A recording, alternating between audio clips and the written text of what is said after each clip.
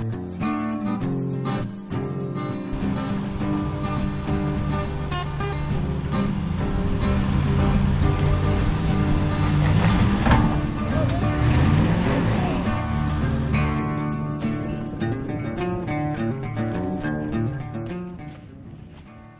welcome to Adventures of Ace in the Big Blue Truck. This will be our total walk around as she sits now.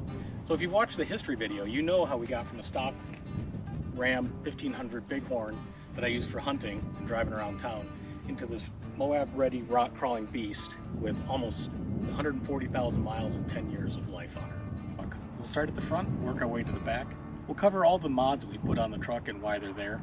We'll save an in-depth installation of pros and cons for another video. So under the hood is a 5.7 liter Hemi. Been super happy with that. That's not a mod, but it is why we bought the truck, was to have the 5.7 Hemi. I have relocated the control box for the Badlands winch. It's sitting on top of the stock fuse box. We did switch to the Optima battery. I had an interstate in it, but with the angles the truck is going on when it's rock crawling now, it was leaking out the vent, which was on the back side. I have replaced the master cylinder. And over here, I'm not going to show you a picture of it, there is a Pulsar tuner. It's way in the back here. So the biggest change that we've made to the truck is clearly the 6-inch BDS lift. So we're running a 6-inch BDS lift with 5-inch BDS coils in the rear. But up here in the front, we are running the Core 4x4 upper control arms. The stock control arms were fine, but we had blown the ball joints out, and this is helping me correct the geometry a little bit. Obviously, if you look in there, you can see we're using King custom coilovers. So here's a better view of the King. I'm really happy with the way it rides. I'll show you when we go for a ride. These are the RCV Ultimate IFS CV Axles. Their first trip in Moab, I was really impressed with them. I'm a little less squeamish about hitting obstacles with the wheels turned now. They seem solid. They've been super smooth. The install was pretty easy. Up front, we broke the stock sway bar end link, and we are now running the Suspension Max 6-inch lift. And I'm on the fence. I might try taking those off and see how the truck rides and see if it does better with flexing that way.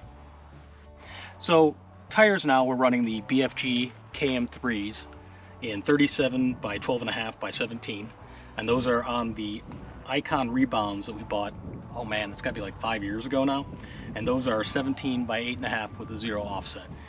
Those were the lightest, strongest wheels I could find with the specs that I needed for the truck. So these are the Coastal Off-Road kick-out sliders. It's a weld-together kit. Again, Chasen did most of the welding. I think that's my weld right there. That is one of the 2 welds I did. It's not too bad, but again, we wanted it done competently and quickly, so Chasen did most of that. We did Line-X them, so they are Line-X'd on top. They were Line-X'd all the way around, but as we rock crawl them, you can see that we do lose some of the Line-X coating. Usually when we're done crawling, I just run a wire wheel over it and repaint it flat black. So this is the dent that led to the rock sliders. This was from the wall on Poughkeepsie Gulch. If you watch that video, you'll see it slide into the crack, and it was a pretty good dent. I'll throw a picture of it right here. Yeah, see, that was a pretty big dent. So we're supposed to be 3 legs running from the slider to the frame, but the regular cab short bed doesn't have enough room for all 3 of them. The gas tank's in the way on one side, and there's just no holes. And as a bolt-on kit, I needed the frame rail to have holes in it at the right spots. So it is just held on by 2. It does flex a little bit without that 3rd leg, but it's been enough that it's protected the rockers. Although the pinch welds they're a little flatter than they used to be. So underneath we have the Yukon 456 gears, and I put those in at the same time we did the LTG 4x4 eLocker out of Australia. I'm really happy with the eLocker. I did have those installed by professional shop, And the eLocker is really nice because it does not disengage when you go forward to reverse or reverse to forward. I really didn't want to do the ARB because I didn't feel like trying to find someplace to put, you know, the air compressor and a tank and run all those lines. So this thing has really proven itself out in Moab for the last, I think it's been out there 2 or 3 times now. And for the link spec, here we're running Core 4x4 Trail Series links for the end bar, sway bar end links, the track bar, and the upper and lower control arms. To be honest, I wish I had gotten the track series for the upper control arm, just for adjustability. We're fighting a little driveline vibration because of the pinion angle. So in the rear, again, we're running the Octane series bumper. We installed this ourselves. Well, Jason installed it while I watched. I tightened some bolts. Been happy with this. It's heavy, it's duty, it's beefy. The same 1-inch recovery points. I do have it set up for the duals. A lot of people have said, hey, you should get rid of the duals and just run it out the bottom or out the sides. I kind of like the way the duals look, and they protect the bumper. They're self-clearancing, and we just bend them back into shape, and I've never had it squash it so bad that it restricted the outflow of the exhaust. So in the back, we have one full-size spare. It's another BFG KM3, and it's in part of our 5-tire series rotation. And it's a donut spare, you can tell, because it's a donut.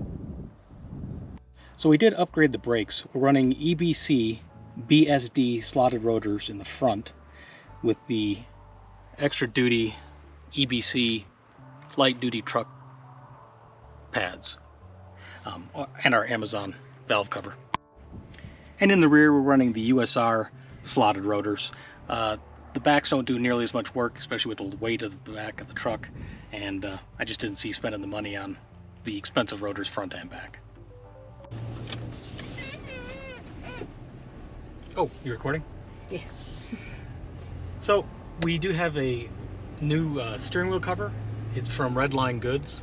They're a company out of Poland. It's custom made, so it's nice charcoal leather with the orange stripes so I can tell which way I'm facing. I had them install it, so we removed the steering wheel to do that, and that worked out really well for us. So we have an AEV switch pod with the locker and light switches and a solenoid to power the winch. So the winch power on is in the cab, and it's hooked up so it only works when the engine's running. So on the side of the switch pod, there are 2 switches. The bottom one is a Black Fox Industries 4444 locker. It basically makes it so that it won't use the auto function of the transfer case.